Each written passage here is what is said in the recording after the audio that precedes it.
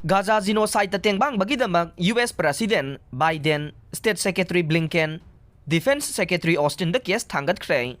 Palestinian gi Gaza da Israel na chathari ba paktang na bamihad genocide thingdaba amasung tengbangba amasung insinbagidamak United States ki President amasung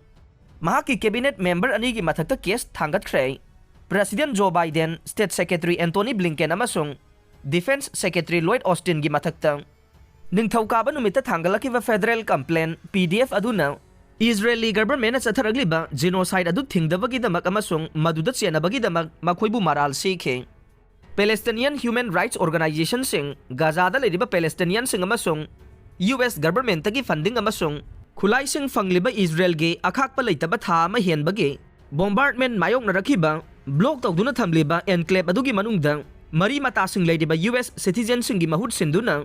New York Civil Liberties Group Center for Constitutional Rights CCR na case adu thangalakhiba nei legal scholars sing right group sing amasung humanitarian kaya marum nasu Gaza da Israel na chathari ba thabak sing adu paktang na bamihat genocide ni haikre. Israel na US ta sahigi oina $3.8 ki military gi support adu tong na basu lawsuit adu na demand tawrakhe.